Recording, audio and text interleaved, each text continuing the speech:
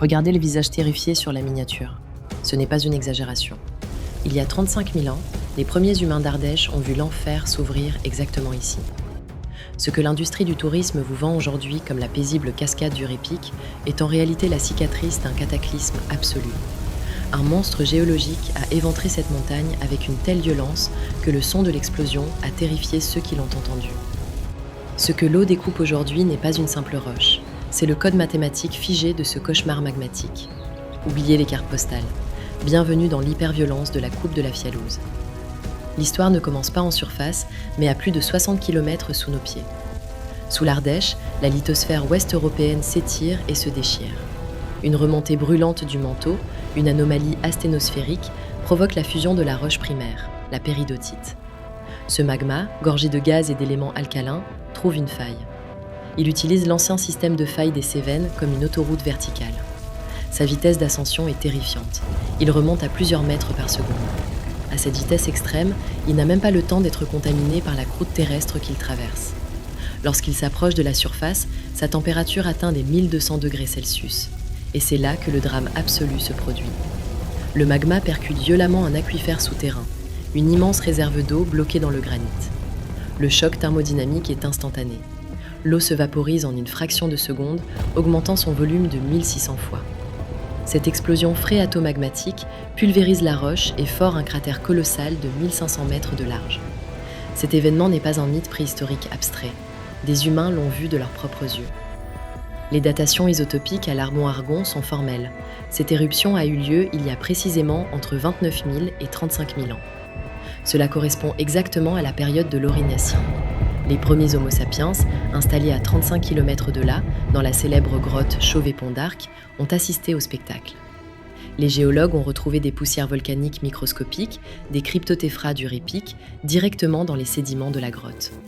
Plus fascinant encore, dans la galerie des mégacéros, ces hommes ont dessiné des gerbes divergentes sur les parois. C'est tout simplement la plus ancienne représentation iconographique humaine d'une éruption volcanique au monde, écrasant de 28 000 ans les fresques découvertes en Turquie.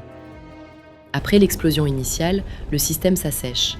Le volcan passe en phase strombolienne, crachant des bombes de lave à plus de 100 mètres par seconde avant de former un gigantesque lac de roches en fusion. La pression fait céder le cratère. Un fleuve de basalte alcalin, épais et lourd, s'engouffre dans la vallée. Cette coulée va parcourir plus de 21 km à l'air libre et son influence totale s'étendra sur plus de 35 km, devenant l'une des plus vastes d'Europe pour cette époque. Mais ce fluide magmatique cache une anomalie physique majeure, des xénolithes. Si vous cherchez bien dans la roche du Répic, vous trouverez des nodules de couleur vert olive vif. C'est de la lherzolite à spinelle.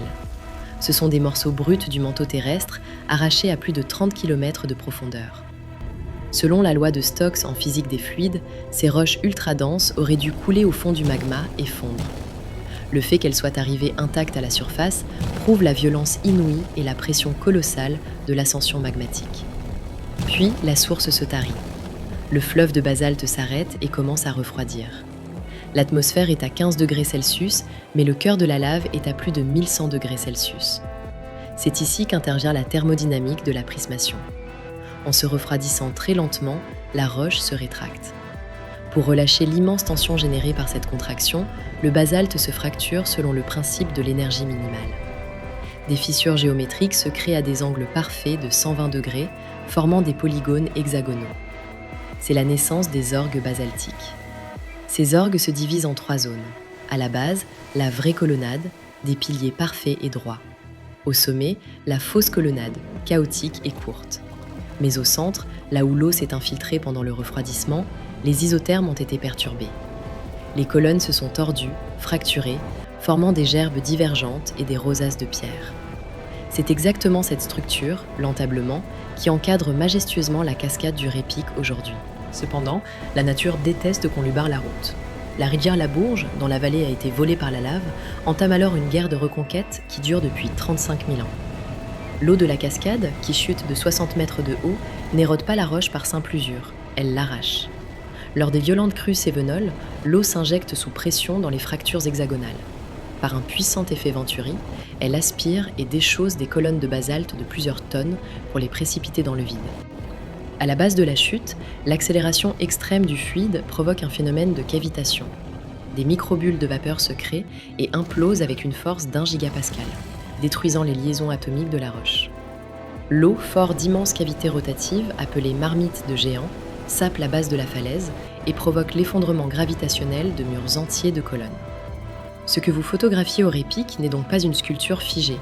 C'est le front d'attaque d'une rivière qui dévore le cadavre d'un volcan, millimètre par millimètre, colonne par colonne.